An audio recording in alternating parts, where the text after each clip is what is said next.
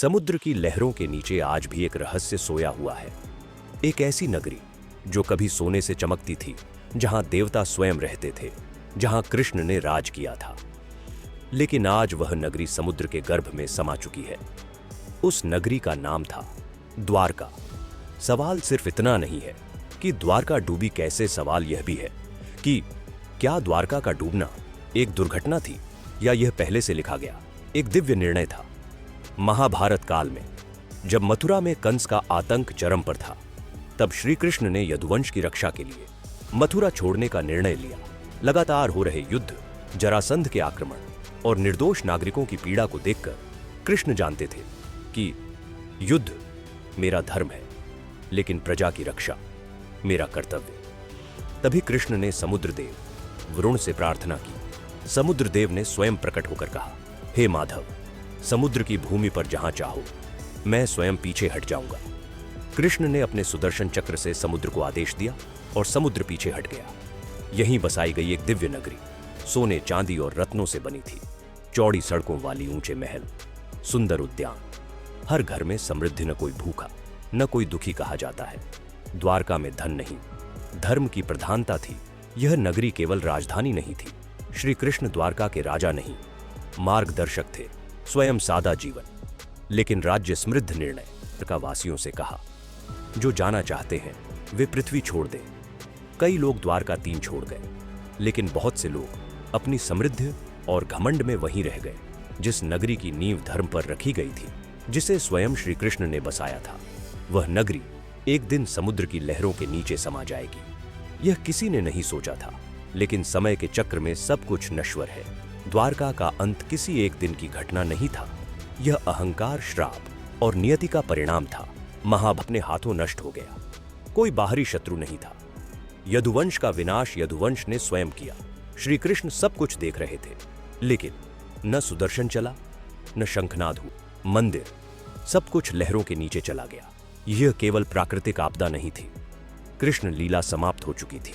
यदुवंश का अंत हो गया था। धर्म का उद्देश्य पूर्ण हो चुका था। अहंकार का नाश आवश्यक था। जहां उद्देश्य समाप्त हो जाए, वहां साधन भी समाप्त हो जाते हैं। सदियों तक यह माना गया कि यह द्वारका केवल एक पौराणिक कथा है, लेकिन सवाल यह है कि अगर यह सिर्फ कहानी थी, तो समुद्र के नीचे पत्थर की दीवारें कैसे मिली? सड़कें, बंदरगाह और स्तंभ कैसे पाए गए? और सबसे बड़ा सवाल, इतने सटीक वर्णन ग्रंथों में कैसे आए?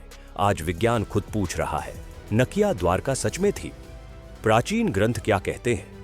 महाभारत में स्पष्ट लिखा, कृष्ण के शरीर त्यागते ही समुद्र ने द्वारका को निगल लिया। श्रीमद् भागवत पुराण में उल्लेख है। द्वारका समुद्र तट पर बसी थी। उसमें विशाल बंदरगाह थे।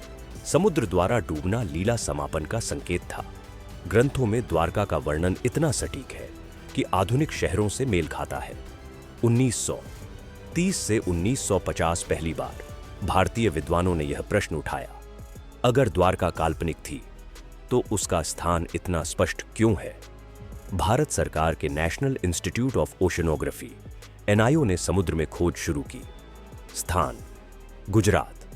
द्वारका तट गहराई 20 से 40 मीटर। वैज्ञानिकों को जो मिला उसने इतिहास। द्वारका का प्रतीकात्मक अर्थ।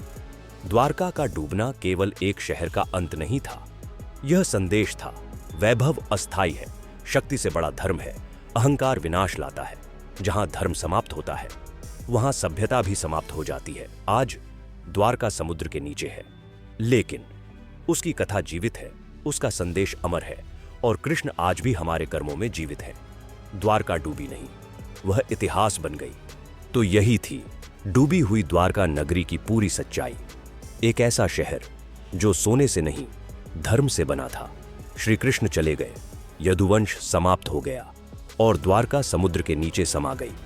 लेकिन सवाल यह है, क्या द्वारका सच में नष्ट हुई, या वह सिर्फ हमारी आंखों से ओझल हुई है? क्योंकि सभ्यताएं इमारतों से नहीं, विचारों से जीवित रहती है, और द्वारका का विचार आज भी हमारे कर्मों में, हमारे धर्म में और हमारे निर्णयों में जीवित है। अगर आपको यह कहानी सोचने पर मजबूर कर गई हो, अगर आपको लगा हो कि इतिहास सिर्फ किताबों में नहीं, हमारे चारों ओर बिखरा पड़ा है, तो इस वीडियो को लाइक कीजिए। ऐसी और रहस्यमयी सच्ची कहानियों के लिए चैनल को सब्सक्राइब कीजिए और कमेंट में लिखिए, क्या आप मानते हैं कि द्वारका सच में समुद्र के नीचे है? मिलते हैं अगली वीडियो में एक और छुपे हुए इतिहास, एक और अनकहे सच के साथ। तब तक याद रखिए, धर्म ही सत्य है और सत्य कभी डूबता नहीं। जय श्री कृष्ण।